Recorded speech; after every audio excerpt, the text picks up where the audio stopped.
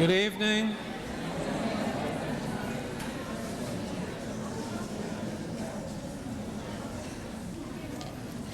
Good evening and welcome. I am Bob Libby, Chairman of the American Craft Council Board of Trustees. It is a great pleasure to be a part of this evening tonight.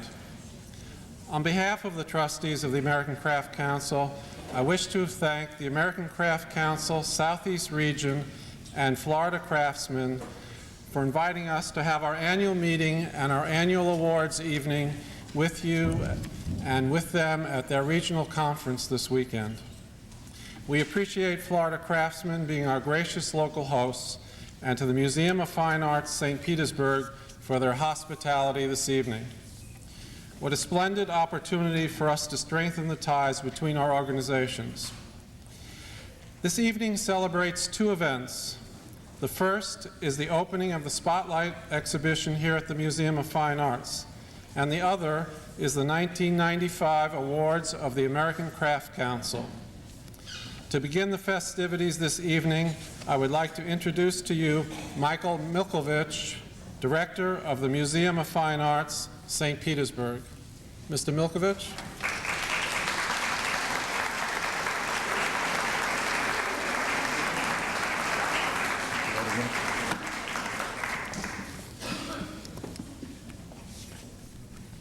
Ladies and gentlemen, it is a great pleasure for me to welcome you here, and in particular the American Craft Council Board of Trustees.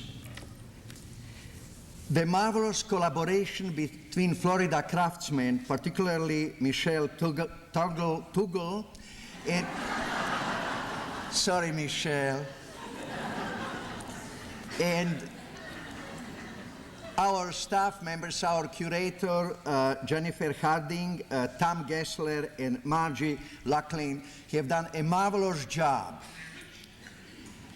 I have a long tradition in working with the craftsman movement. I was in charge of the Mississippi River Crafts Show in Memphis. And how I have a high esteem for you, I have removed from the galleries where you are now Cézanne, Monet, Renoir.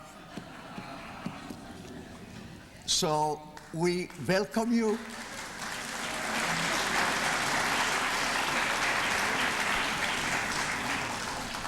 And we want you to feel at home.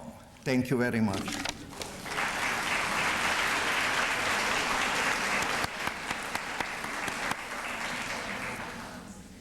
It is now my pleasure to introduce to you Vina Shermer, a studio potter, lecturer, teacher, and a member of the Florida Craftsmen for over 30 years.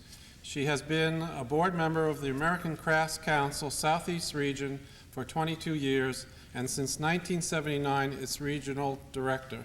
Vina Shermer.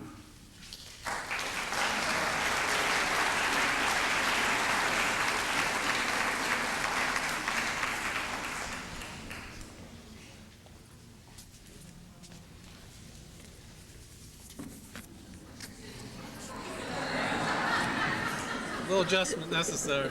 Thank you.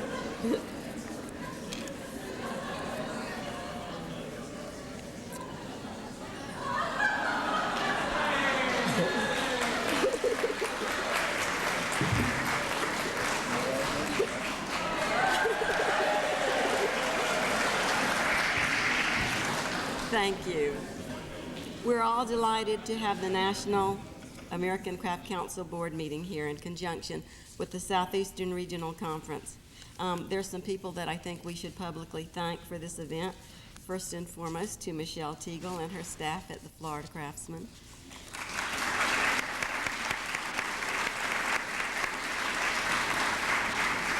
I would also like to acknowledge the ACC Southeast Florida representatives, Roxy Thomas and Diane Arthur, who worked with Michelle and the Florida Craftsman Organization.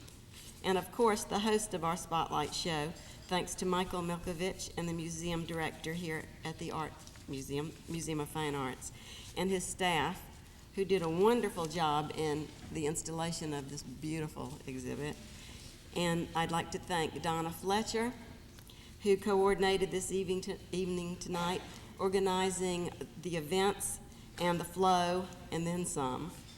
And also to Tom Gessler, the museum photographer, for not only taking pictures and helping us with things this evening, but orchestrating the events to come.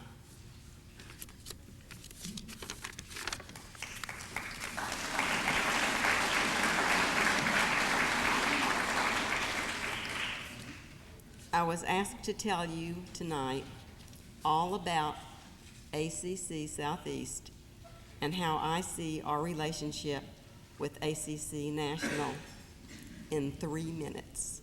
Okay, I'll try. ACC Southeast is, in 2 words, camaraderie and networking.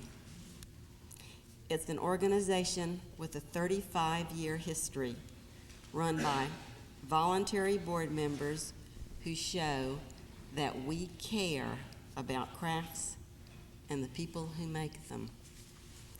We do this by promoting, stimulating, educating, networking in every way we possibly can.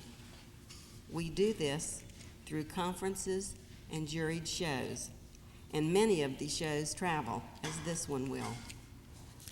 We do this by co-hosting and working with art institutions, universities, museums, and other craft organizations all over the Southeast, many times including regions not in our own. And we do this for the benefit of all. Now, how do I see our relationship to the National American Craft Council? I thought about this for a long time, and I finally decided that I see us in the Southeast as a grown child of a parent organization.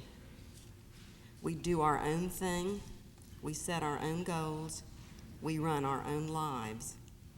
But like any family, we look to the parent organization for recognition, information, suggestions, and even sometimes a little financial help for our mutual beneficial activities to spread our good name, American Craft Council.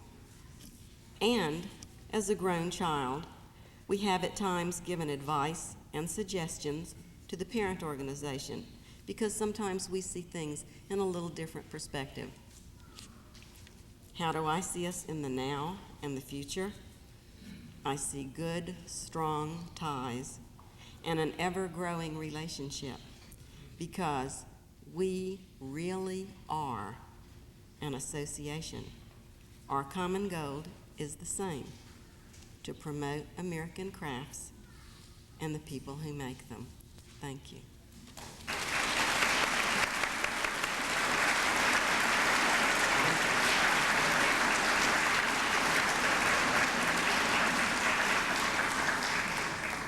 It is now my pleasure to introduce our juror for the spotlight presentations. And Bill Strickland is the founder and executive director of the Manchester Craftsman Guild in Pittsburgh, Pennsylvania. He has served as a council member and panelist with the NEA and has chaired the crafts panel for the Pennsylvania Council of the Arts. Though he has organized many important craft exhibitions and workshops, he's most noted for building communities through craft education. His job for us in jurying the Spotlight show had to be almost overwhelming. We sent him 18 carousels of slides with 885 pieces of craft work from the 11 southeastern states and Washington, D.C. to select the show that you saw here tonight. I think he did a wonderful job. May I present Mr. William Strickland, Jr.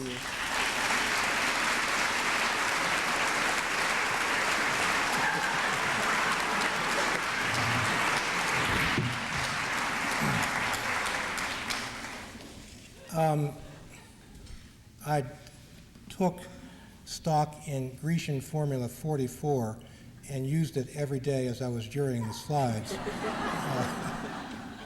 so that I could appear in this youthful manner this evening. The work was very good. In fact, there were flashes of brilliance in what I saw. The difficulty was that the lines of excellence were so close that many of these were very, very close calls, which is good, not bad. Intellectually, I think that the work clearly evidences a lot of life and a lot of fertility and a lot of excitement and a lot of commitment on the part of these craftspeople who have gone to extraordinary lengths in their thought process and in their life to do the things that they do. There is often not much in the way of financial reward to pursue this thing that we have devoted our lives to. And I am reminded of that as a juror when I look at the work, in terms of the extraordinary sacrifice and commitment that many of these people have made, often with virtually no recognition of any kind. We can be very proud, collectively, of all of the people who submitted this work. And I happen to personally believe that if there is any thread of an opportunity for hope in these very difficult times, it was evidenced in the work that I saw presented and the show that I selected this evening for your review. I am very personally honored to have been designated the person to look at this work and to be able to share with you these very few words regarding my excitement about crafts and about the people who make it and about our future together. So thank you very much for listening, and with that I'll introduce Michelle Tuggle.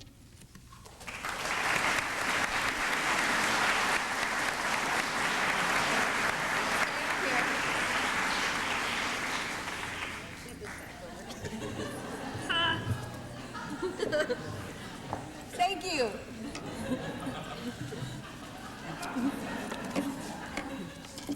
Bill and I are going to present the awards for the American Crafts Council Southeast Spotlight 95 exhibition.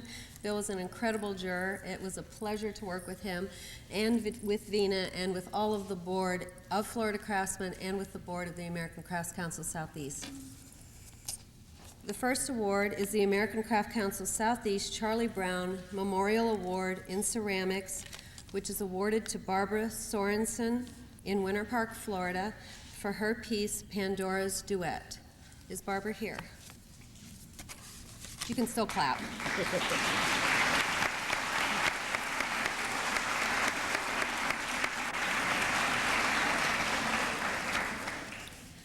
The next award is from the Handweavers Guild of America. It is an award of recognition for outstanding creativity and craftsmanship in the fiber arts. And it is awarded to Laura Millitzer Bryant for her piece, Blue Shift. She is from St. Petersburg, Florida. Is Laura here?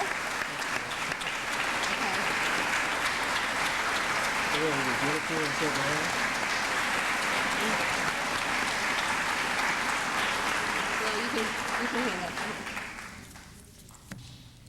Congratulations. Thank you.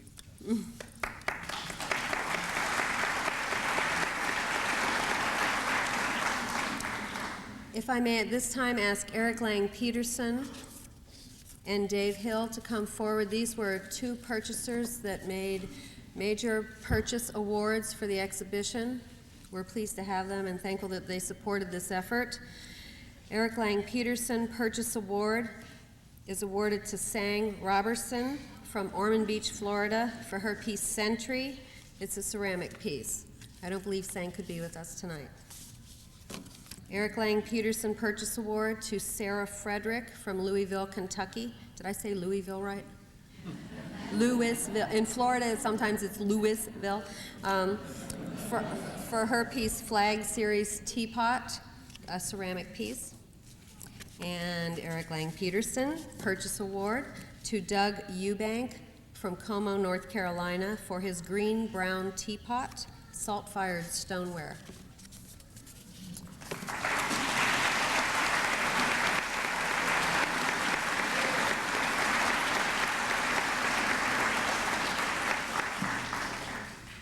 And lastly, David C. Hill Purchase Award goes to Eileen Skye from Tampa, Florida. I believe she's here tonight. Goblet Entree ceramic piece.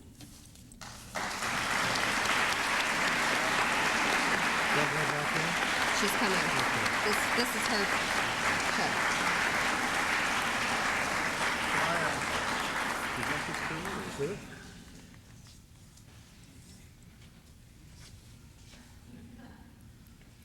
Thank you very much.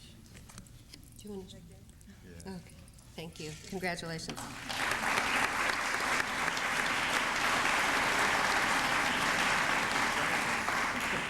Thank you all for letting us host you, to have you here for our humidity, Hurricane Opal, the whole bit. We're honored to have you all here with us tonight. Thank you, and I'll turn it back over to Bob Libby.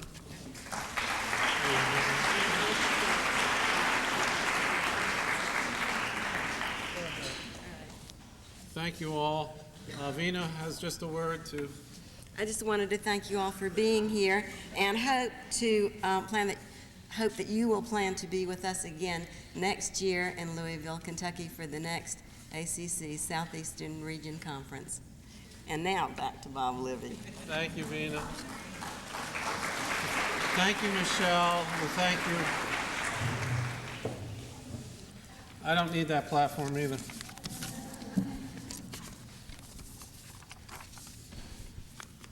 The 1995 Awards of the American Craft Council.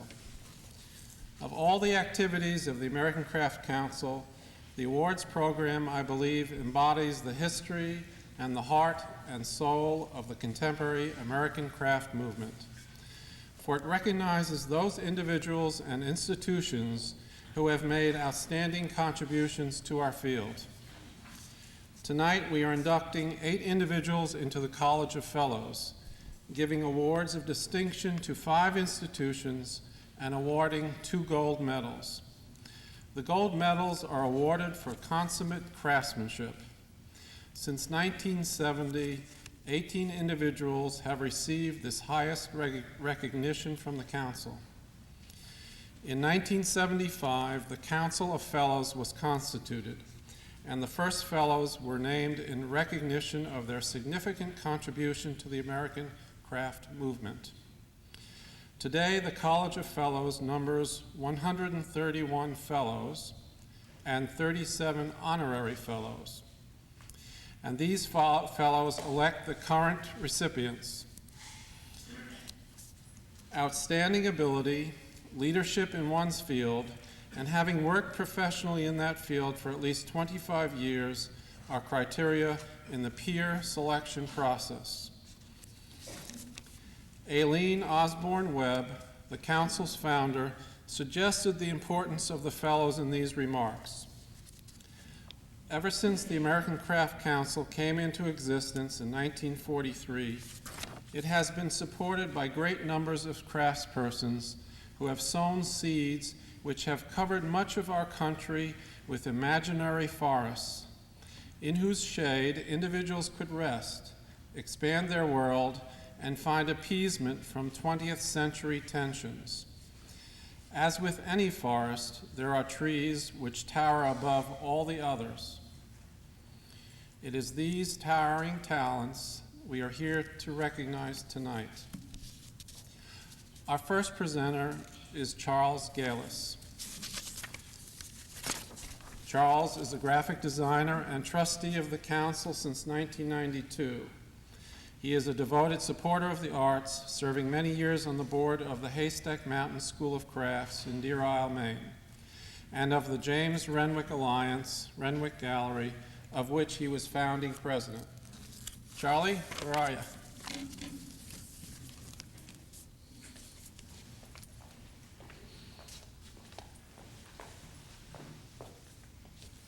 I don't think I need the stand-up. Last year at Cranbrook, I had the particular pleasure of presenting a dear, dear friend and mentor, Francis Merritt, for the Eileen Webb Award of continuing dedication to the field, or service to the field. Tonight, I have, again, an honor and a pleasure of introducing another friend, somebody I've worked with for the last 10 years in Washington. Michael W. Monroe is to be inducted tonight as an ACC Honorary Fellow. Michael was born in Racine, Wisconsin in 1940, educated at the American Academy of Art in Chicago, the School of the Art Institute of Chicago, the University of Wisconsin in Milwaukee, from which he received a BS in art education, and an MFA in design from Cranbrook in 1971. Before coming to the Renwick in 1974, Michael was a graphic designer, an art instructor in his hometown of Racine, assistant professor in the art department, State University of New York in Oneonta, New York, where he was also the director of the Fine Arts Museum. Michael joined the Renwick as an associate curator. And his first shows while he was there, when he came there, that he was organized and mounted, were shows that of renown, like many that he mounted afterwards, the Goldsmith Show and Figure is Fantasy. Over the next 20 years, he also organized many critically acclaimed major exhibits for the Renwick: Printed, Painted, and Dyed, The New Surface, The Animal Image, Contemporary Objects and the Beast, and developed the permanent galleries of the Renwick collection. Michael has been recognized for his sensitive presentation of the work of individual craft artists, including John McQueen, Albert Paley, Wendell Castle, and the first major museum presentation of Dale Chihuly's work, his baskets and cylinders. Most recently, he advised and assisted in the assembly of the 70 pieces which became the White House Collection of American Crafts, which was put together at the end of the recognition year of celebrating the Year of American Crafts. With the retirement of Lloyd Herman in 1986, who was the founding director of the Renwick, Michael became curator in charge at the Renwick. Over the next 9 years, besides his curatorial commitments and the administration of this National Museum of Crafts, he was also instrumental in the careful guidance and growing of a permanent collection, which he describes as, when he came there, as a handful of objects. It is now more than 450 major representations of the craft art. Last winter, to the shock of both our Washington craft community and the many national supporters of Michael, he pronounced his intention to retire after 22 years of service at the Renwick, 9 of those as curator in charge. In his words, it was time while he was able to move on and explore other options. What those were at the moment, he wasn't sure, but he had been considering leaving for a while, and now that the work of the White House collection was completed, it was time to look for new challenges. As you can imagine, there was much wringing of hands, gnashing of teeth by many of us who had worked so closely with Michael over the years.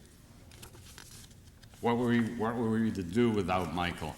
Who were we to rely upon and depend upon? How was the institution going to survive without him at the helm, with his special vision that had built this national and international museum and its reputation? Well, somehow we were able to get past all of that. Change is horrible, but all the doubts in the morning proceeded to turn last spring into what became a celebration of Michael Monroe in Washington. Matter of fact, I think we overdid it a bit. Every time we turned around, there was another party in his honor, more glasses raised to toast him, and another testimonial. Truly, though, every bit of this was deeply felt and with respect to a well-deserved, and was well-deserved and thought.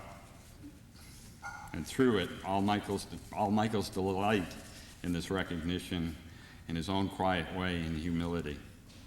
Michael has left the Renwick, but he has not left the community. In his new role as curator in charge of the Peter Joseph Gallery, Michael will continue to be an active advocate and visionary, which will benefit all of us in the field. He will have different opportunities to continue to serve and expand on his role, as indicated by his joining the ACC board this weekend. It is with recognition of his past contributions and expectations of his future investment and support of the crafts that I present Michael Monroe as an honorary fellow of the American Craft Council.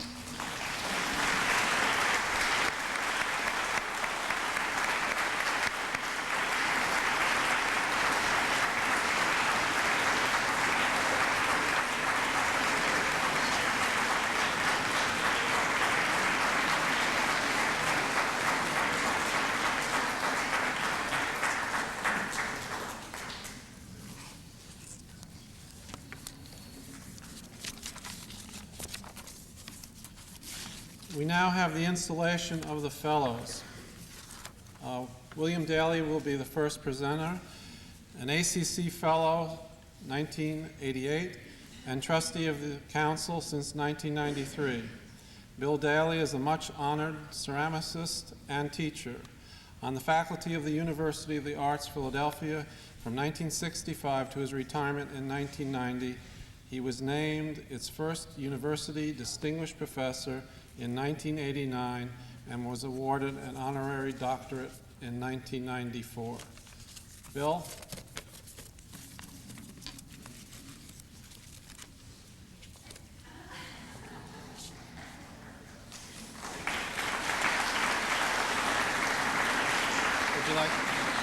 Would you like the throne?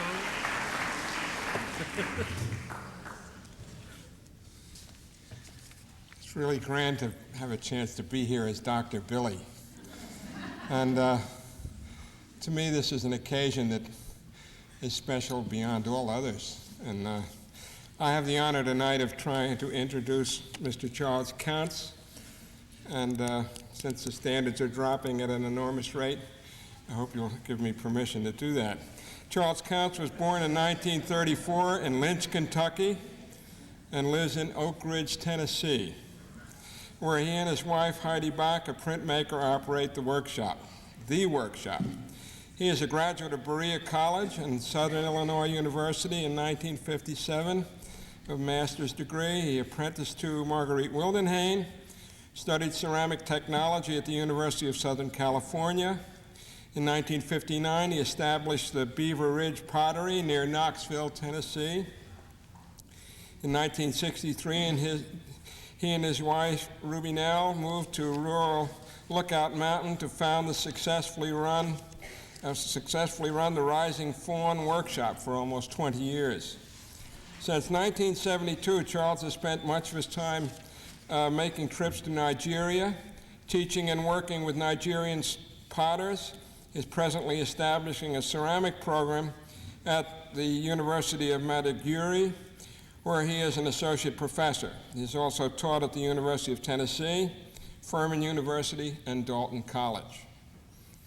He's the author of Common Clay in 1971, Encouraging American Craftsmen in 1973, and a Pottery Workshop in 1973 as well. He is presently working on a book about the English potter Michael Cardew's life in Nigeria. Over the years, Charles Counts has been an avid participant in national arts organizations, including NCECA, the National Council on Education for the Ceramic Arts, the Southern Highland Handicraft Guild, the National Council on the Arts, the Department of Commerce, and the Smithsonian Institution. I am pleased to present Charles Counts to be a Fellow of the American Craft Council. And let me conclude with the words of his friend, Robert Gray, who could not be here tonight. His words eloquently speak beyond my recounting the litany of his resume. And Charles Counts is a successful potter, a teacher, writer, and founder of the Rising Fawn Center, an apprenticeship program for crafts. He has served on the board of directors of a number of craft organizations. In doing so, he has kept in touch with the challenges to craftspeople and has remained their very vocal advocate. Charles was and still is passionate in his desire to see all craftspeople share in the world's economy. He promotes this in his writing, in his teaching, and among all whom he comes in contact. I'm really honored to present this to this good gentleman.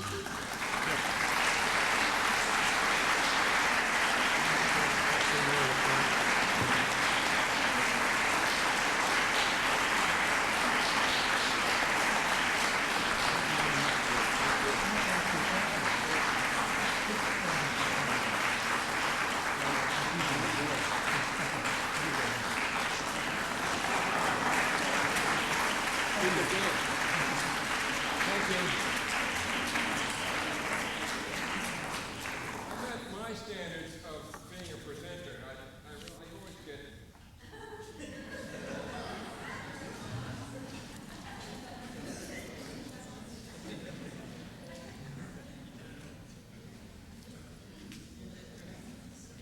Arlene Fish is the next presenter.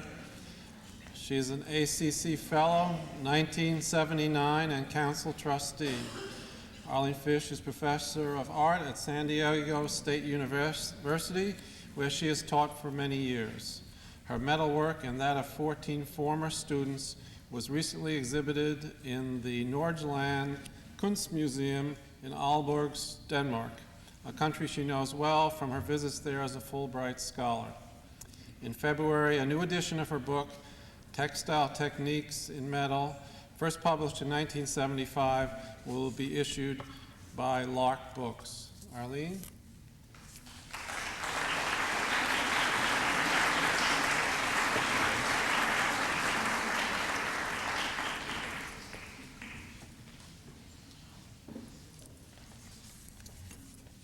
I'm pleased to introduce three outstanding metalsmiths this evening who are joining the Academy of Fellows of the American Crafts Council. The first is Carl Brerup, who is an enamelist of advanced years and unfortunately is not here this evening, but I'd like to tell you about his life and his work. He's credited by Arthur and Jean Ames, themselves rather well-established enamelists, with having virtually invented painting with enamel on metal in the 40s. Educated as a graphic artist in Berlin and as a painter in Florence, he became a porcelain painter when he first settled in New York City in the late 30s. He began to research techniques of enameling on metal and soon abandoned porcelain for enamels as the best method for pursuing his personal ideal of a designer craftsman in which execution is a significant aspect of the creative work. The imagery explored in his enameled plaques, dishes, and bowls reflected his interest in the natural world around him, with people and animals as characteristic themes. But he also used traditional Christian iconography in his compositions, with the familiar St. George slaying the dragon as one of his favorite subjects. Carl and his wife moved to rural New Hampshire in 1945, where he joined the League of New Hampshire Craftsmen and where he began a 20-year teaching career at Plymouth State College. He pursued a dual career as enamelist and teacher, participating in many shows of contemporary crafts, as well as several landmark exhibitions on the history of enamels, including one at the 1958 Brussels World's Fair and the large survey of enamels mounted by ACC's Museum of Contemporary Crafts in 1959. His work is in the collections of the Metropolitan Museum of Art, the Museum of Fine Arts in Boston, the Brooklyn Museum of Art, among others. In 1989, he was declared a living treasure of New Hampshire, and we honor him again this evening as a Fellow of the American Crafts Council for his life's work as an artist in enamels.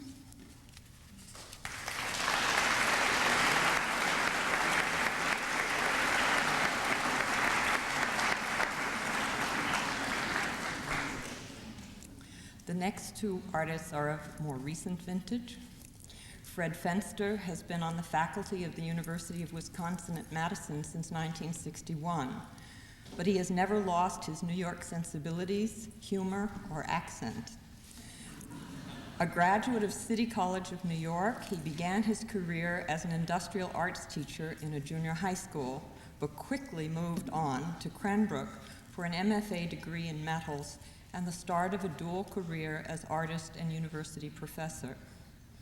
Educated in the 50s when Scandinavian silver was the epitome of modern design, Fred was determined to develop his own work with a focus on function as a creative partner to form. Whether using silver, copper, or pewter, his cups, pitchers, and teapots have a simplicity and clarity of form which imbue them with a strong presence and a quiet monumentality. His work in pewter, a material he has used extensively for both domestic and ceremonial objects, has a softer, warmer touch reflective of his love of the material and its responsiveness to his hands. To watch Fred fashion a graceful pitcher from a thick sheet of pewter is to see a master metalsmith evoke magic. In a few hours, he has used hands, simple tools, and a torch to bring a beautiful and sensuous form to life before your eyes.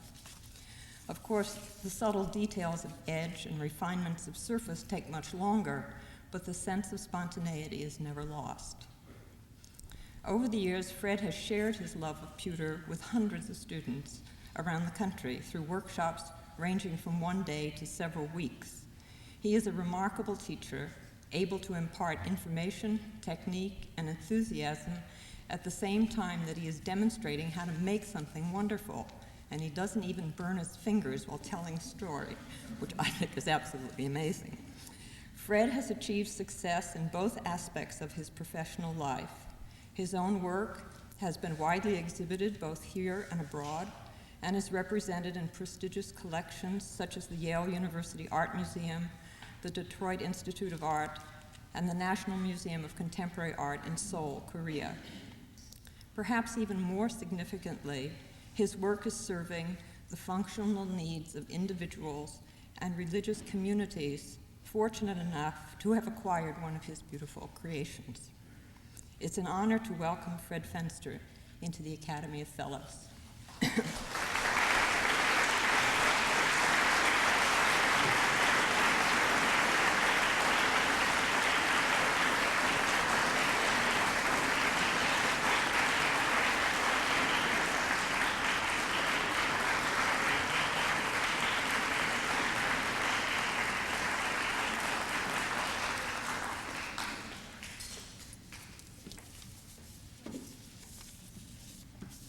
The third person I'm going to introduce is J. Fred Wall, who unfortunately is not here this evening, although I tried very hard to convince him last weekend when we were at Haystack that he ought to come.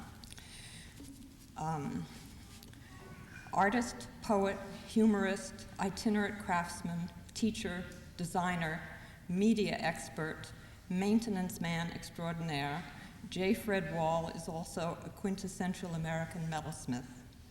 He has the ability to express passionately held ideas and beliefs in approachable formats like spoons, medals, badges, brooches, and small trophies, using humor as the catalyst for engaging our attention and eliciting our response.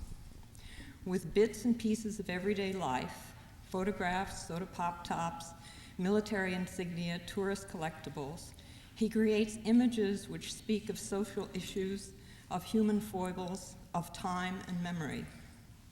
His contributions as an artist go well beyond his abilities as an assemblagist or a metalsmith.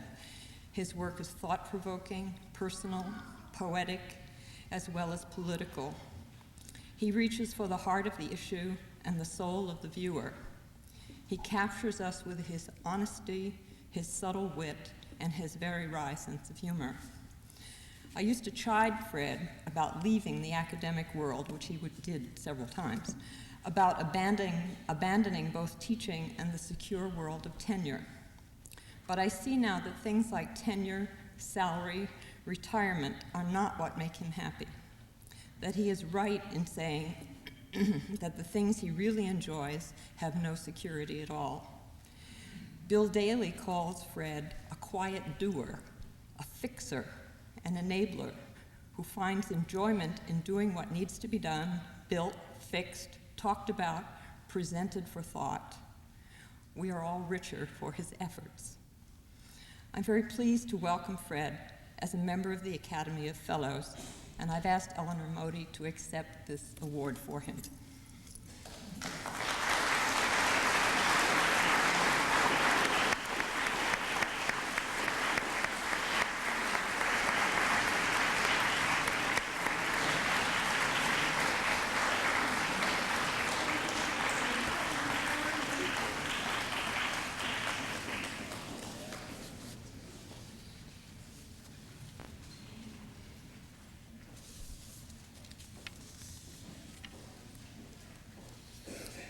The next presenter is Helen Williams Drutt English.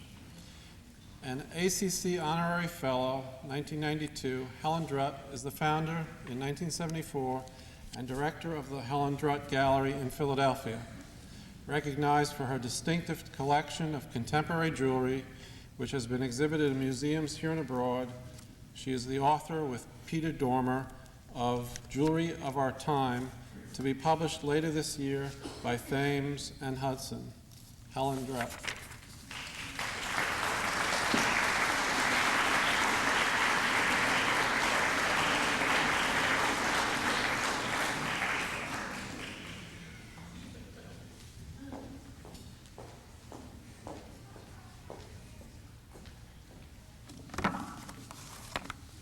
Thank you. It's an honor to be here and to be among my friends and peers and to present this award. One of the roles that an artist plays in our society is to offer something that has never been before, or to move us into a place where we have never been, to take the familiar and to impart within it a unique, singular sense.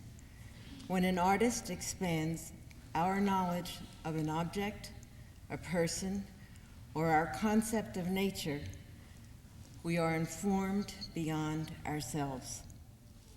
Wayne Higbee has expanded our concept of landscape, and through his work of over 1/4 of a century, he has led us into realms which are inseparable from his being. His sense of himself is inescapable from his concern for space, light, color, and his investigation of form, all of which are brought together in his pots as he continues the examination of landscape beyond the canvas. His early years were spent not far from the site of Pikes Peak, and as an only child, he explored the rocky landscape of Colorado on horseback, seeking out the empty spaces and absorbing the love of nature like a sponge. Though he began his first years of college studying law, he changed his major to art and was drawn to clay because of the atmosphere in the pot shop, the essence of what the craft movement that we all knew and loved in the 60s was there for him, a warm, generous inter-exchange among the potters, a special energy in the excitement and challenge of transferring the clay, glazed in fire, into a work of art. My first remembrance of his work was in 1972 when he was teaching at Rhode Island School of Design. A covered jar with a lid that was suggestive of a cloud was on exhibition in an exhibition entitled East Coast Clay. It forever altered my notion of landscape painting. When he joined the faculty at Alfred University, I marveled at the change in the work. The constructed canyon forms began to reflect the undulating hills of upstate New York, and there came the bowls. At Alfred, it was hard to deny the wheel. Summers at Haystack, Maine rocks began to dominate the forms as the bowl's finite boundaries began to explore the silent ocean of the north or push out with restraint to catch a boulder on its edge. At one time, he referred to himself as an ancient Chinese landscape painter seeking out the empty spaces. And now, in recent years, one wonders, with his commitment to the school in Jingzhen and his many trips to China, how the work will now reveal those experiences. Wayne is a dedicated educator whose commitment to teaching and forming the philosophical roots of his students' mind is self-evident in the legacy of those who are working throughout this nation, and now in China. His commitment to alternative teaching in the summer programs is also self-evident in his years of dedicated work at Haystack, where he has not only helped to form the educational program, but has moved the institution towards scholarly pursuits. His works have been heralded and acquired by major institutions throughout the world: the Museum of Modern Art in Tokyo, Japan, the Victoria and Albert Museum, the Philadelphia Museum, the American Craft Museum, the Museum of Fine Arts in Boston, the Honolulu Academy of Arts, the Renwick Gallery, among others. And he has ignored the pressures of the marketplace to deeply investigate his artistic soul. The past 2 years, he has moved beyond the ball and the canyon boxes to create a wall with the transferred value of Lake Powell, returning to those earlier Western roots. Without knowing it, he said that he is following Rilke's advice to the young poet: seek those themes which your own everyday life offers you. Describe your passing thoughts and the belief in some sort of beauty. Use to express yourself the things in your environment, the images from your dreams, and the objects of your memory.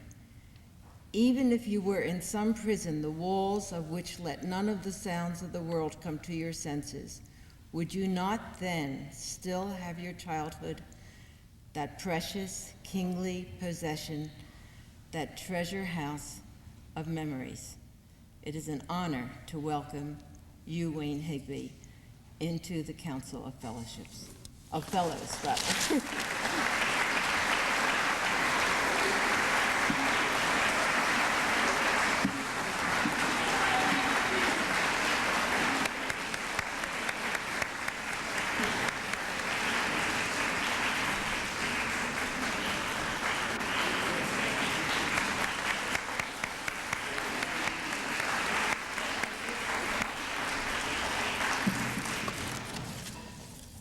Thank you.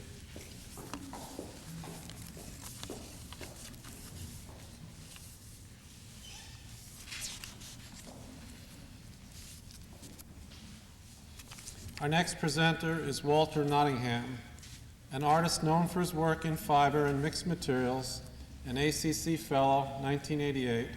Walter Nottingham was named Professor Emeritus by the University of Wisconsin in 1990 at the time of his retirement after a 30-year teaching career. A frequent workshop leader, currently at the Southeast Regional Conference here. He now has a home and studio in Hilo, Hawaii. Hilo, I think. Walter Nottingham.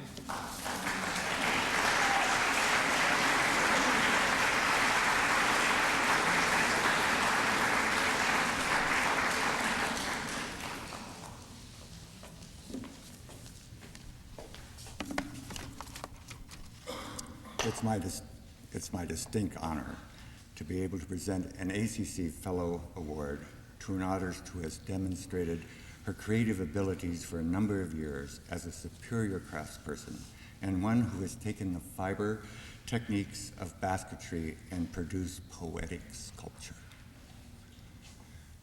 Her pieces bring many, many students to look at their techniques in a new manner.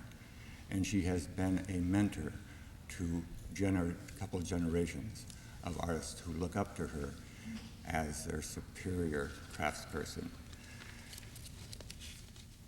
Fern has studied with some of the world's top fiber artists: Arlene Fish, Mary Jane Leland, Olga D'Amaral, Peter Collingwood, Dominic Damari. She received her MFA from Claremont Graduate School in California in 1976. She has an extensive national and international exhibition record. Some of the major exhibitions that have included her works are Sculpture in Fiber from the Museum of Contemporary Crafts in New York, International Fiberworks Cleveland Museum of Art, International Exhibition of Miniature Textiles at British Craft Museum in London, Old Traditions, New Directions, the Textile Museum in Washington, D.C., Poetry of the Physical, American Crafts Council in New York, and the Crafts Today USA, an exhibition sponsored by the American Crafts Council, traveling Europe and Russia. Her works are included in numerous public and private collections, such as the Royal Scottish Museum in Edinburgh, the American Crafts Council again in New York City, Detroit Art Institute, and the Oakland Museum of Art in California. She has a reputation as an excellent teacher and lecturer. She inspires and demands excellence from her students while giving them the love and the care to produce that. Everyone I've ever talked to who has taken a class from her comes away inspired to do better in their work and inspired by her gentleness and kindness and sensitivity to the media and to the person. She has taught at a number of schools across the nation as a visiting artist and an instructor at UCLA, California College of Arts and Crafts, Honolulu, I better say it right, Honolulu Academy of Art, Hawaii, Kansas City Art Institute, Tyler School of Art, Rhode Island School of Design, Parsons School of Design, Cranbrook Academy of Art, and of course, Aramont, Penland, and Haystack Schools. She's presently on the tutorial staff at the International College in Los Angeles, and I'm sure that any of the students there are very, very lucky to be able to work with her. Her art has been reviewed in numerous magazines and in prestige publications.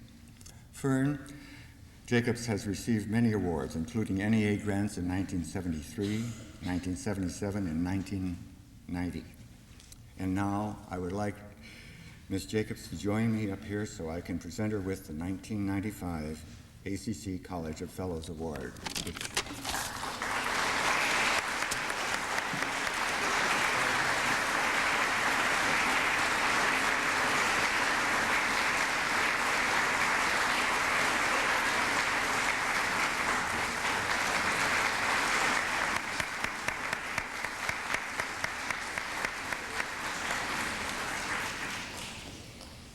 Thank you.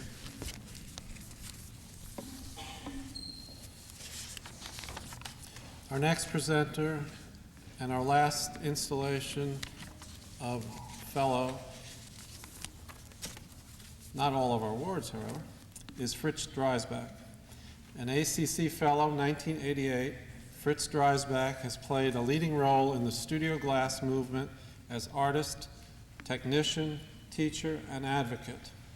One of the founders of the Glass Art Society, which we will honor tonight, and its president for 2 terms, he has worked throughout his career to expand the definition of glass art. Fritz Dreisbach.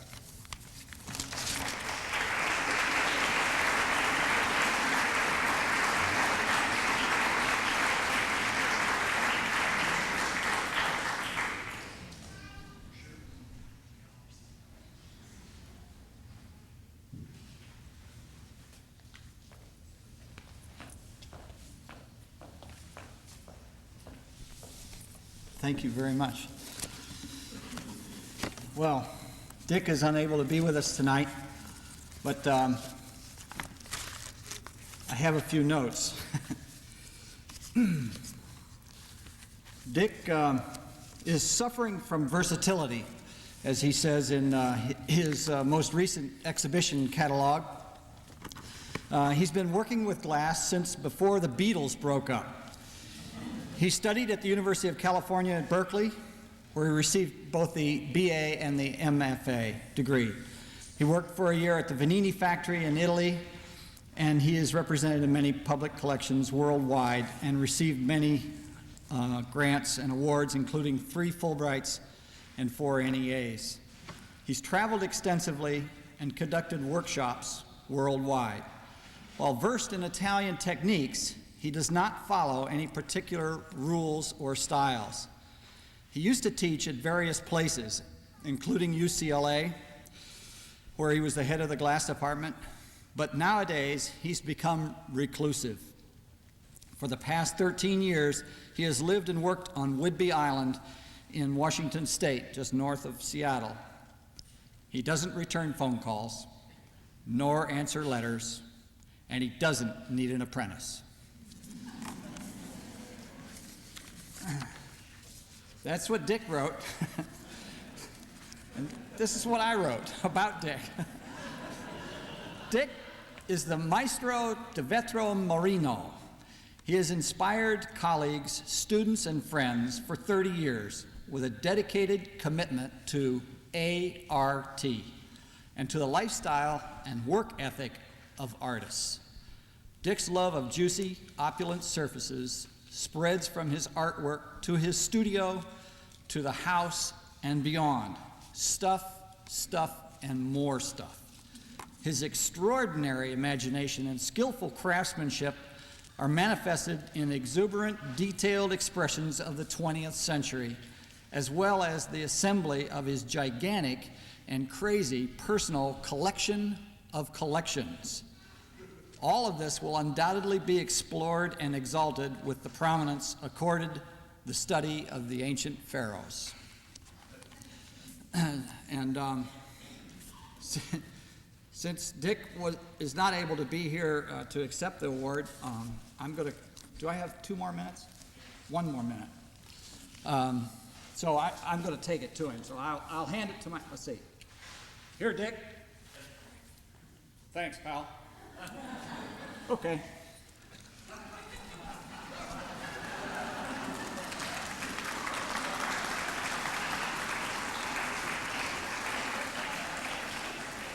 So now I'm talking like Dick again.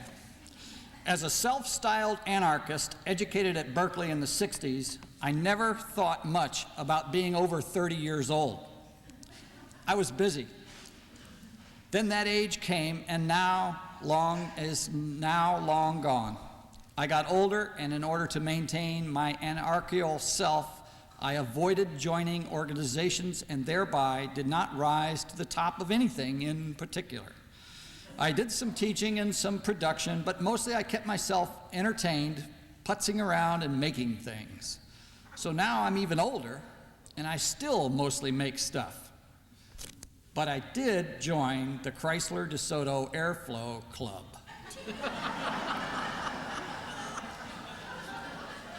On the heels of that, I am being made a fellow of the American Crafts Council. Are the two connected? Anyway, I'm not sure what all this means, but I'm honored by it. I sincerely want to thank everyone who made this possible.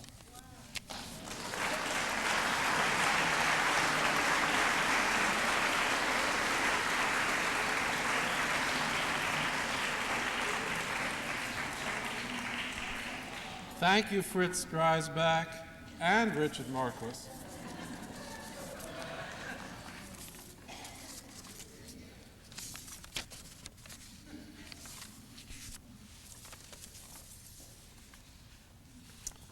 We now move to the awards of distinction.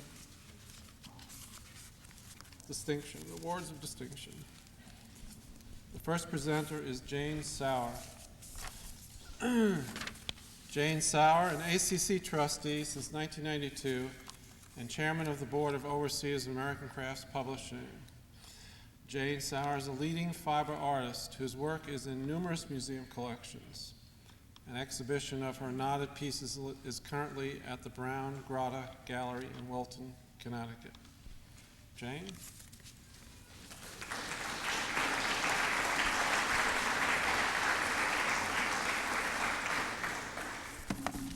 I'm very happy to be able to be here tonight and make this award to the Aramont School of Arts and Crafts at Gatlinburg, Tennessee, which lies in the valley of the foot of the Great Smoky Mountains. Here in 1912, Phi Beta Phi sorority established a settlement school to provide health care and education to Southern Appalachian families. When the importance of local craft heritage became clear, the school added craft classes and began serving as a broker for locally produced baskets and weaving, at one time being the largest cottage weaving industry in the United States. The official start of Aeromont is in 1945, when Pi Beta Phi joined the University of Tennessee, Knoxville, to begin a program of summer craft workshops. These workshops were offered from 1945 to 1970, when the school moved into its new craft center containing over 38,000 square feet of floor space. As one enters the campus, the world is transformed. For thousands, the time at Aeromont represents the moment when they decided to commit their lives to making art. The facility has 10 air-conditioned studios with outdoor working terraces and a 200-foot-long exhibition space, auditorium and projection rooms, an extensive library resource center where one could get lost for the whole week they were there, conference rooms, a book and supply store, and a student lounge. Under the leadership of Sandra Blaine, the director, the school reaches approximately 2,500 students in a year with a year-round program. Classes are taught by a world-class visiting faculty. A new housing facility opened in 1994. A program of artists in residence was added, as well as a new painting studio. The school never stops growing and evolving to fit the needs of a continually changing crafts community. Groundbreaking has just occurred for construction of a major woodworking studio. As a former student and faculty member, I am very pleased to give this award of distinction to the Aeromont School of Arts and Crafts. Would Sandra Blaine step forward?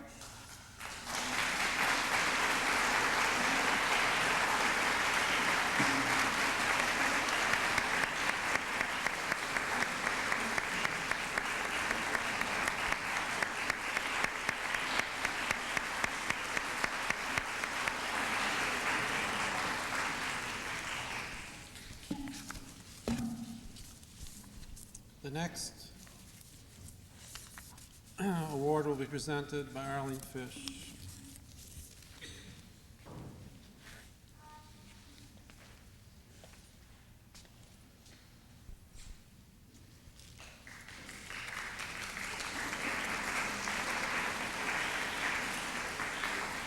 Would you like me to do your introduction again? I haven't changed in the last 5 minutes. I'm presenting an award of distinction to the Craft and Folk Art Museum of Los Angeles. In 1965, Edith Wiley established the Egg in the Eye Gallery and Restaurant as a place to see and to purchase both folk art and contemporary crafts. In 1973, the very popular gallery and meeting place on Wilshire Boulevard became the Craft and Folk Art Museum, which better fulfilled Edith's conviction that the art of traditional societies needed understanding and preservation, that contemporary crafts should be honored and used to enhance life in our own society, and that the two have a symbiotic relationship. The museum context makes it possible to illuminate that relationship through exhibitions and to preserve objects from diverse cultures through collections. Patrick Ela, director since 1984, shares this vision and continues to develop a multifaceted program which fosters and promotes its goals. As important as an exhibition space for the crafts is the multicultural outreach program presented to the City of Los Angeles by the Craft and Folk Art Museum. The annual International Festival of Masks, inaugurated by Edith Wiley in 1976, is actually a year-round program offering mask-making classes and workshops through parks and schools around the city and county. It culminates in a parade of masks down Wilshire Boulevard. It was Edith's intention to show people that there can be joy and life in the streets instead of violence, a noble goal which we all realize has continuing significance. After a long period of design, planning, renovation, and expansion, the museum reopened in May of this year with an inaugural show entitled Museum for a New Century, which highlights works from the 118 exhibitions presented by the Craft and Folk Art Museum in its 30 years of operation. The new quarters more than double the exhibition space and provide, in addition, an education studio, storage for the collections, a public plaza, a shop, and restaurant. The Craft and Folk Art Museum joins 4 other museums on what is now called Museum Row in the heart of Los Angeles on Wilshire Boulevard. On the occasion of its rededication, ACC presents the Craft and Folk Art Museum with an award of distinction and wishes it a fruitful and rewarding future.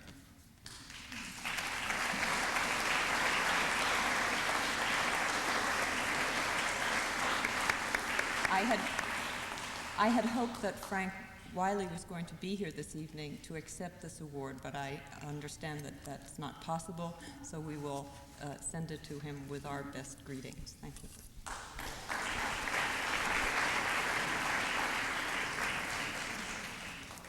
Fritz Dreisbach, thank you, Arlene. Fritz Dreisbach will present the award of distinction next.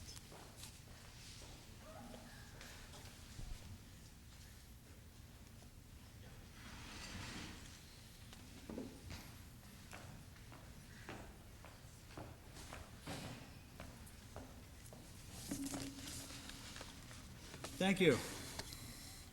Again.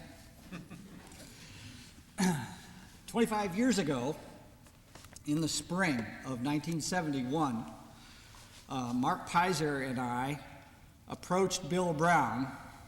Oh, wait a minute, I gotta tell you something first. When I mentioned some people and organizations that are honored by and recognized by the ACC, there's going to be an asterisk by their name. But you can't see the asterisk down there, so I'm just going to raise my hand. Okay, now we're back up here for a second. In 1971, in the spring, Mark Pizer and I went to Bill Brown at the Penland School. And we asked Bill, hey, Bill, it'd really be nice if we could get all the glass people together. You know, like NCECA has their conferences, and they're very kind, and they allow us to, the glass people, to attend their conferences. And they even gave us a room to have little meetings in if we wanted to. They're very, very supportive. They had a token glass artist on their board of directors for a number of years. And they were the real role model for the Glass Arts Society. And so Bill said, well, I don't know. It's not such a good idea to have all of you glass people in one spot.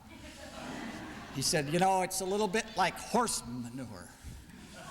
I said, what do you mean, Bill? He said, well, when you put it all in one place, it stinks. But if you spread it out all over the country, then it'll do good things.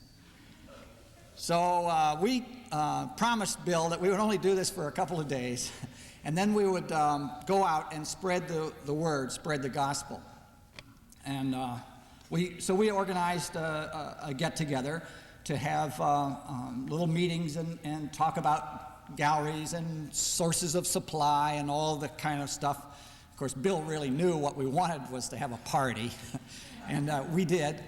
And we were supported by the ACC through a grant, which I guess filtered down from, I believe, Sears and Roebuck, which I think is a great plug. I'd love to give them that plug, as a starting money, seed money, to start an organization. We took half of the money, put it in a bank, because we were really convinced that we wanted to do this thing more than just one time. So we then did it. And it was good. We did party, we had fun, and we probably did stink a little bit for that weekend. But then everybody went home and they took that information and they spread it. And from that beginning, with only 16 or 18 people coming in 1971 and then again in 1972, this last year, GAS had their 25th anniversary conference in North Carolina, sort of a coming back to the roots again. And almost 1,000 people attended that conference. And so it's a huge organization that has really grown from all of that support that happened from those people that I mentioned while I was raising my hand. The organization has many presentations, but we're very proud of the Dominic Labino Lecture of technical expertise experts that come and talk at our conferences, the Hilbert Sossin Professionalism Fund that provides speakers in that area, and of course we're most proud of the Glass Art Society Journal. The goals of the Glass Art Society are to promote the glass arts as an international glass organization, and which they have incidentally also become the role model for many other glass art organizations in Canada, Britain, British Artisan Glass, BAG, BASAG in California, Australia, Japan, and there are many more. And so I would like to present this award of distinction to the Glass Art Society to Bob Carlson, who is the current president. And I can't see her. Come up to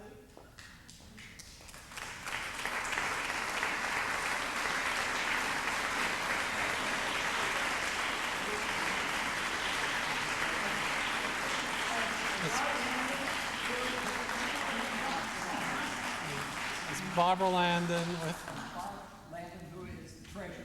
So Bob, the president, and the treasurer. And we're going to congratulations.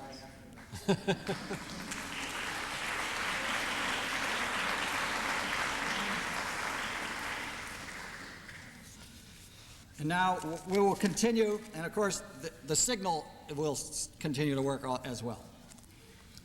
1971 was a good year. GAS had their first meeting in March of '71. In June of '71, Dale Chihuly, with his friends and supporters, started the Pilchuck School of Glass in Stanwood, Washington, an hour north of Seattle, and which has prospered for many years.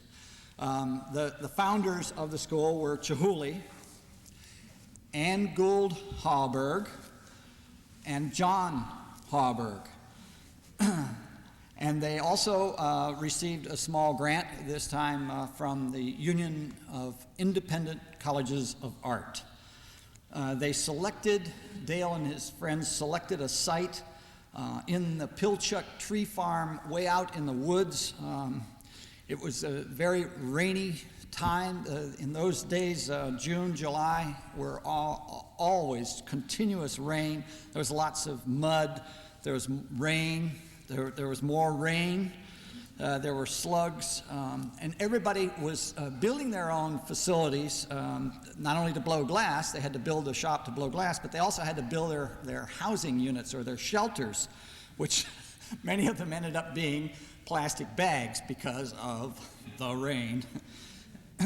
And there was no electricity. There was no gas other than bottled propane. And here's the really good one, though. There was no telephone for Chihuly. That was the funniest part. Can you imagine him going any place now where there was no phone? And there were no facilities either. So this was kind of like a Woodstock routine, you know, the Aquarian Age, the community of the Aquarian Age. And it was a powerful reaction to the big schools like RISD, CCAC, Toledo, San Jose, and so on. And the role model for Pilchuck was Haystack with its director, Fran Merritt. And what Dale wanted to do was create something that had the flavor of Haystack, had that beautiful scenery and so on, but be on the West Coast. And that's what he did, and that's what it is, and it's turned into being a fabulous place. Dale's philosophy has always been to get the best teachers, and then the best teachers will bring in the best students. And the school has some very interesting programs now. The Artist in Residence program, which is for people who do not normally work in glass but are recognized artists, and they come and work during the regular sessions as inspiration for all the people that are there, the students as well as the faculty and staff. They also have the Emerging Artists in Residence program, which are for young people that are coming of age and getting involved in their career, and this gives them a jump start, and they work in the fall when the normal school program has finished. And of course then all the usual classes and programs, you know, all the usual suspects. The goal of the Pilchuck School is to be the premier school of international glass studies, and they certainly are that. And tonight we have Marge Levy, the executive director of Pilchuck, to accept this greatly deserved award.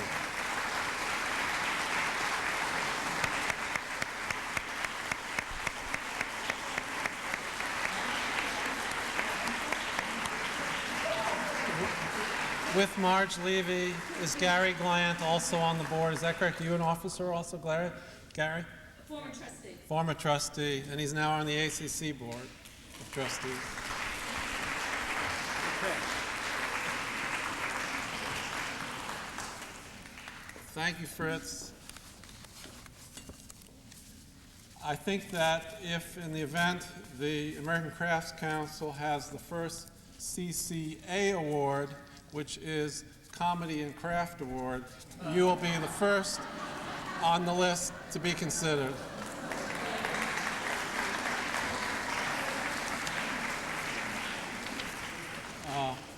Since they wanted to get their money's worth out of me, I am now doing a presentation for the United States Information Agency Arts in American program. For over 15 years, the Arts America program, an office of the United States Information Agency's Bureau of Educational and Cultural Affairs, has showcased the excellent creativity, vitality, diversity, and democratic quality of the arts in the United States by sending exhibitions, performing groups, and cultural specialists to virtually every country in the world, especially to places where access to American art and culture is limited. Crafts have had a significant presence in this endeavor. There's been over 25 craft exhibits, including folk art craft. Robin Barrington, Director of Arts America, cites the key role played by Program Officer Evangeline J. Montgomery. And I quote, "A number of program officers and office directors have been involved in these projects over the years, but the one who stands out because of her expertise and dedication to crafts is E.J. Montgomery." And I am very pleased to present the award to the United States Information Agency Arts America program and to E.J. Montgomery in particular.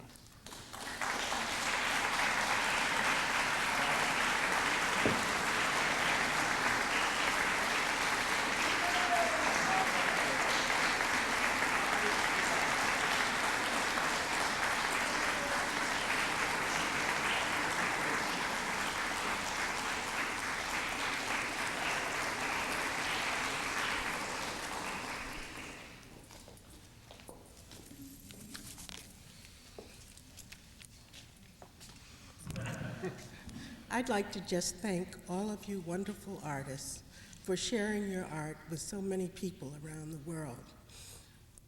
I don't know if you're aware, but countries like Poland, for instance, when Craft Today was shown there were 40,000 people who viewed that exhibit in less than 4 weeks. In Taiwan, when we had Frontiers in Fiber, 200,000 people viewed the show in 5 weeks. So I just want to share with you the fact that your work is loved, and we love you as American citizens, and for your friends abroad. We're very pleased that you would share so much of your life and your work with them. Thank you.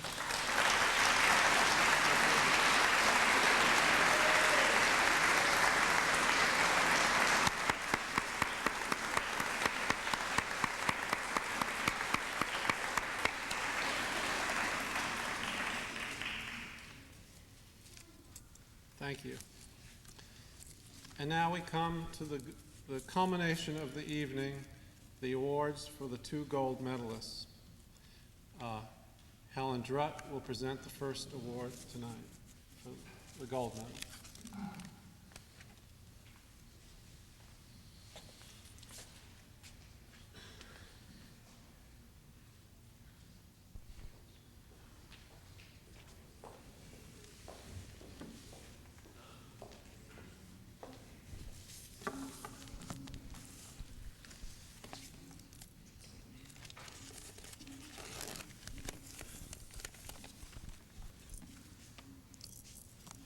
When I walk into Rudolf Staffel's studio, images of Frank Morgan and Emerald City are evoked. Like Dorothy's quest for Oz when she discovered the wizard as a mortal man performing as an alchemist with his machines, I've also found Staffel, the alchemist, constantly experimenting with the diversity of materials in his search to capture light as he physically engages the clay. His studio is cluttered with bread dough machines, flour, plaster, bags of salt, the ingredients that make porcelain, remnants of balloons, paper cups, lines of electric lights, natural light, and piles of shards which look like broken shells left by a tide on a damp, wet beach. And then your eye catches the pots as they begin to emerge from the chaos of experimentation. A black wall case holds work about to be photographed. A cabinet is stacked with work that will soon be discovered by the public forum. Large, unfired forms in their majestic bisque reveal the magical hand of this man and do not indicate whether they will survive the fire, glisten in the sunlight, or dissolve and collapse to become one of those shells left by the sea. Staffel is a wizard of light whose century began in San Antonio in 1910. Rudy has searched for a primordial experience which led him to clay, which in his words he found very, very comfortable. Like most incidents in his career, artistic accidents or unforeseen circumstances led him on a journey that gave a unique dignity and character to his life as an artist and his life as a potter. As a child of 5, he had a strange yearning to be an artist. He remembers the smell of the paint rather than the study of the painting when he was small. In his early years, he discovered Chinese calligraphy, and the spontaneity that is often associated with action painters can be seen in line drawings incised in the vessels, life-study drawings in which the line is free and agile, and in the gestures which form his pots and encompass Buddhism and Zen philosophy.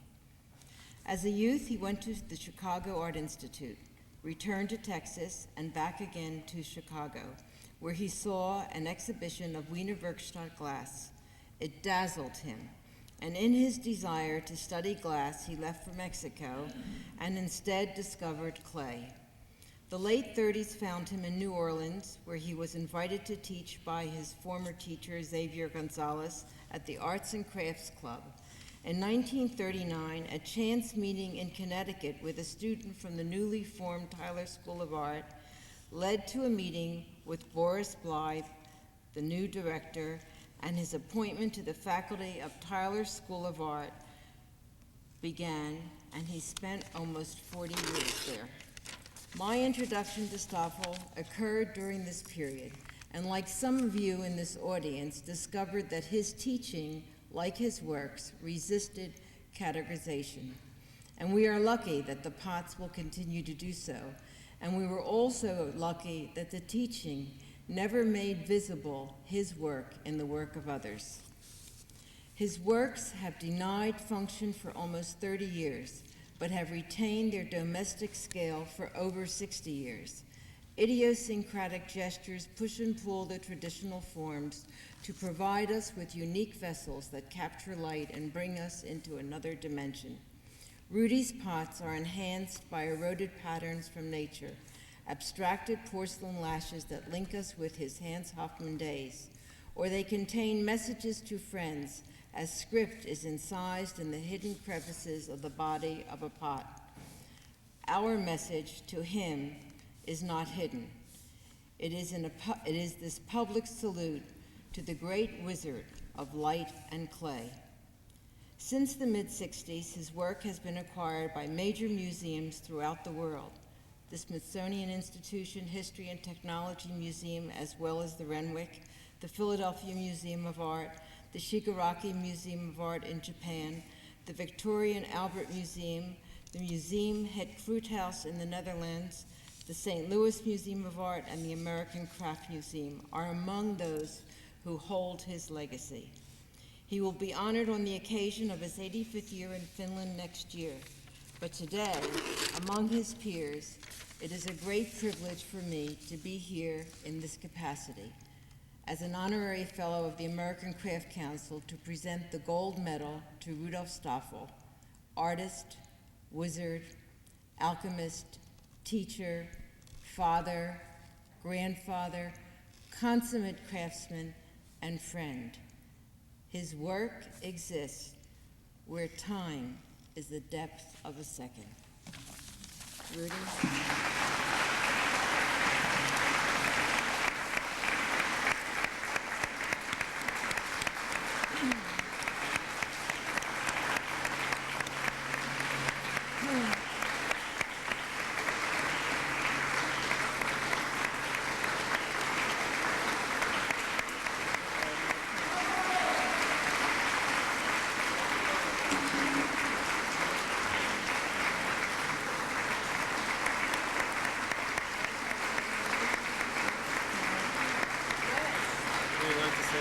Yes. Rudy?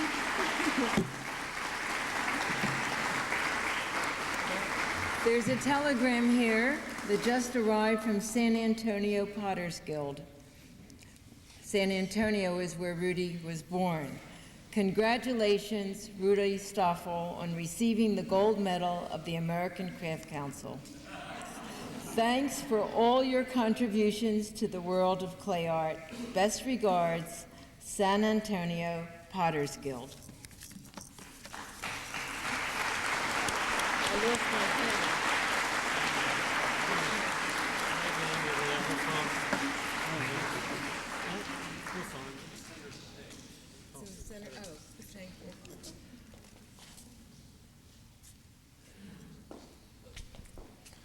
Thank you.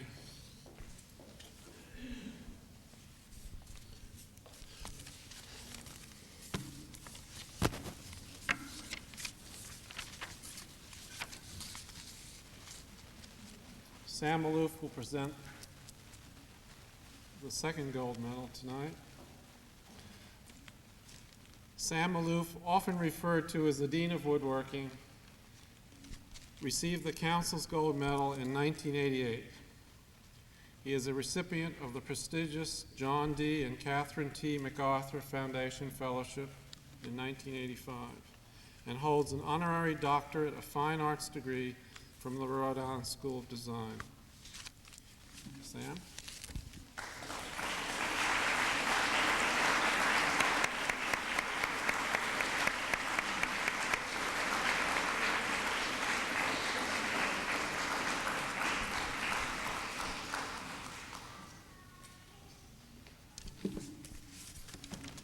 Thank you.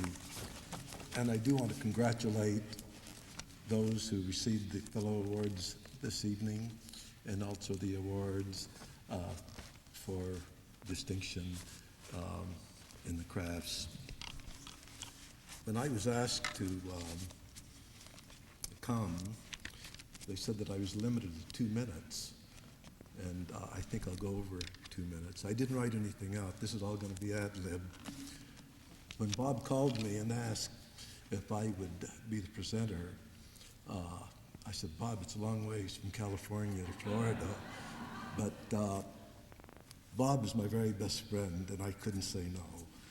And I'm so happy to be here and to present this award to Bob. Bob's a little different than the others that were presented this evening.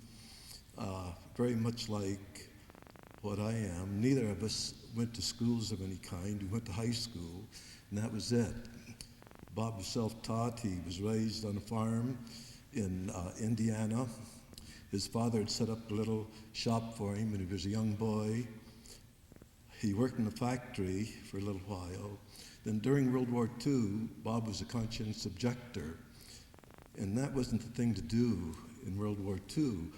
Vietnam was okay, but Bob stood by his principles and served in a conscientious objectors camp where they had a little lathe, and Bob started turning wood. After he left the conscientious objectors camp after World War II, Bob moved to Berkeley, where he and 2 other fellows bought an old Victorian house. And later, Bob became the sole owner, and he has his little shop down in the corner in a basement. It isn't much of a shop, but it's a wonderful shop. And Bob learned how to turn. He didn't have galleries at first. He sold to somebody, I think it was in Columbus, Ohio. And then from that, other galleries started purchasing his work. And his bowls, I read in an article once, Bob had never told me this, but he said in the article that the Chinese had been copying his work for 2,500 years. And I thought, well, that's where he got his forms. But Bob's forms are so clean, so pure. He's truly a living American icon in wood turning. He's been an example for thousands of woodworkers. I cannot believe that woodworking has taken over so. I think it's even more popular than glass. But there are thousands of wood turners in the United States and throughout the world. And Bob has set an example for all of them. I've always said that Bob wasn't interested in fads or trends or what other people were doing. He was true to himself, and his work shows it. Today, so many woodworkers try to be different. In fact, all the crafts, people try so hard to be different, and I don't know if it's good or not, but I think that one has to be, whenever they work, true to what they really believe. And Bob believes that what he does is the way to go.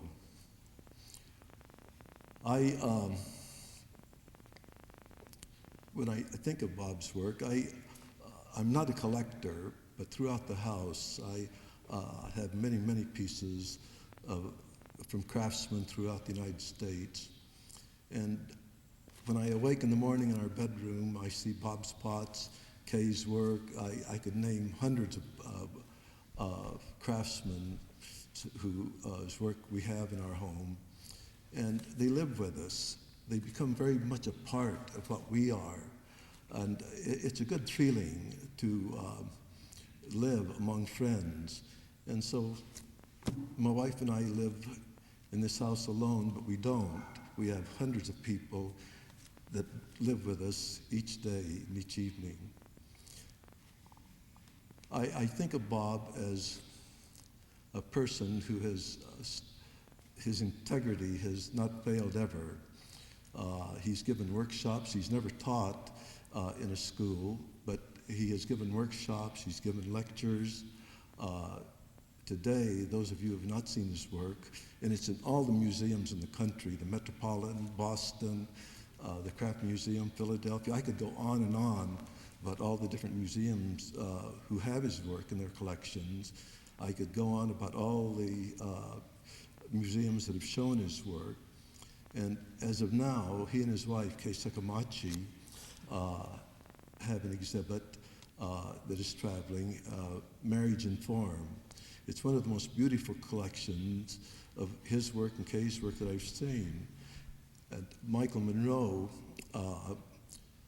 it was at the Renwick about 6 months ago, and Michael Monroe set that up, and it was one of the most beautiful exhibits that they've had at the Renwick. And I believe it's going to be at the Rhode Island School of Design. I don't know where it is just now, but the last place it'll be shown is at the Rhode Island School of Design. And it gives you an example of what Bob does and of what Kay does. And I will go on, but it's been a long evening, but I want Bob to know how I feel about he and his work and what he stands for. It's an example to me and to many, many craftsmen throughout the United States and the world. Bob, it gives me really great pleasure to present you the gold medal of the ACC.